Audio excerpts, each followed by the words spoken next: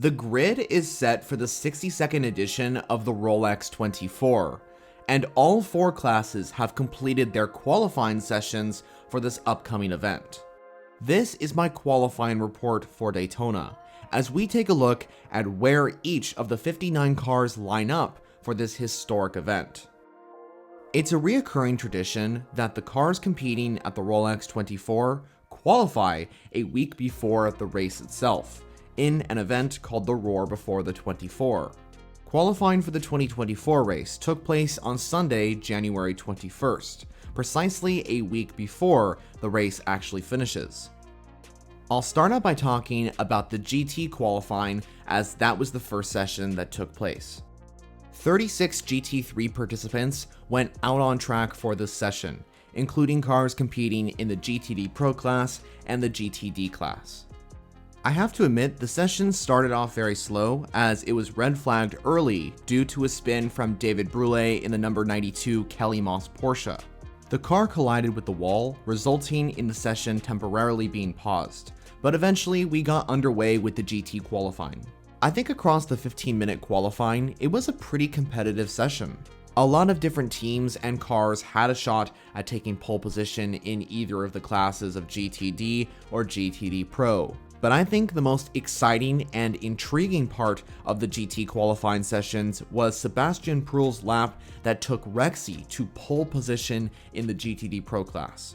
And it's not just the GTD Pro class that the Porsche 911 GT3R will be ahead of, as Rexy will front the entire GT field at the start of the Rolex 24. Second place in the Pro category went to Jack Hawksworth and the number 14 Vassar Sullivan Lexus crew. They qualified just around a 10th behind the AO Racing Porsche. And finally, completing the top 3 was the number 3 Corvette Z06 GT3R from Pratt Miller Motorsports.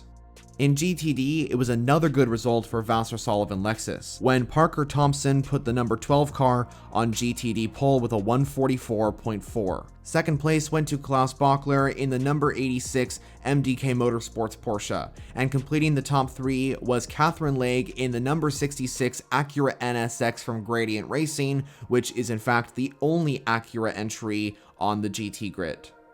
Overall, the GT session was pretty close in terms of lap times and a competitive session. But you may have noticed that the Ford Mustang GT3s didn't really have a good qualifying session. The Multimatic entries are expected to start 46th and 51st overall, while the Proton Competition GTD Ford is expected to start 49th overall. However, we do need to remember that the Fords are brand new to IMSA competition, and it was a very close qualifying session when it comes to lap times.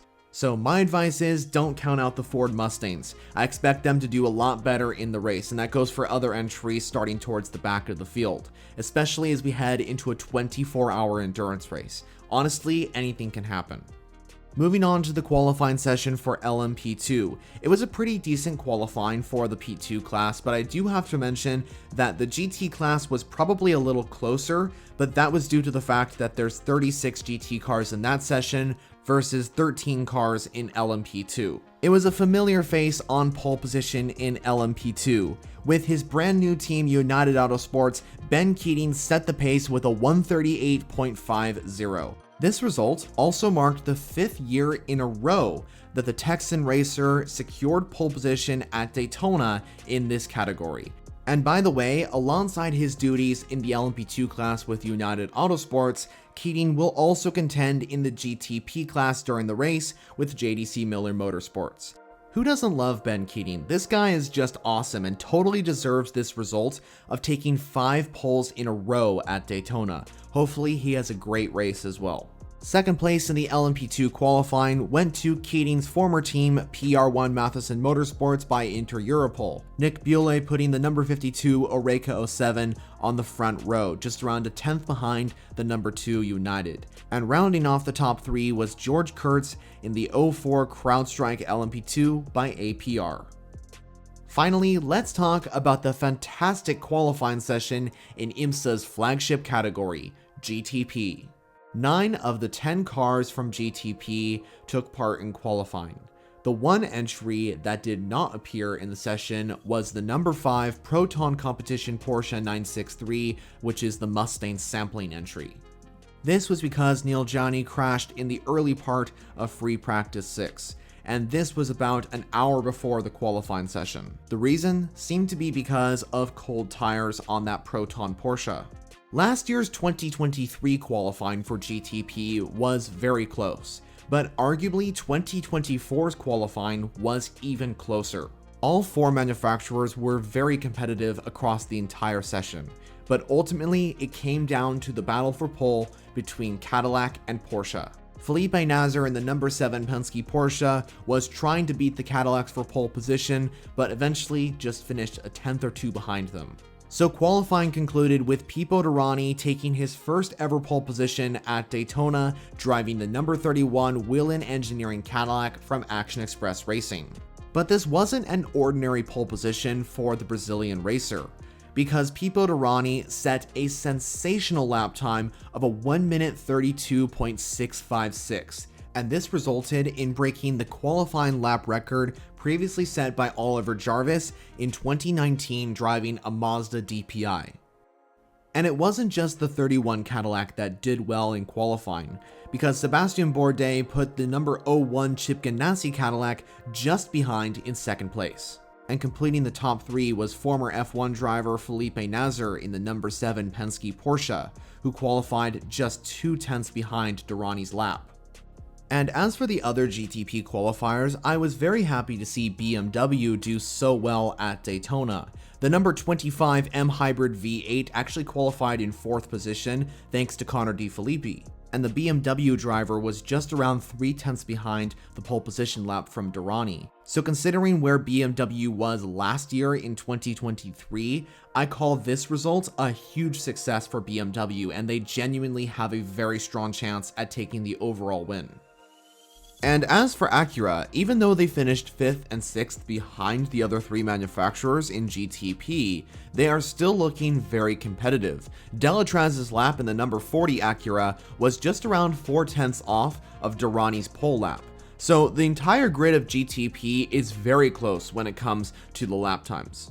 When it came down to the laps set by each individual car in class, the GTP category was by far the closest class within the WeatherTech Championship qualifying session. The gap between Derani's lap in the number 31 Cadillac and Tymon Vanderhelm's lap in the number 85 JDC Miller Porsche, which was down in 9th, was around 0.8 of a second. So that essentially means that every single car in GTP was separated by under a second.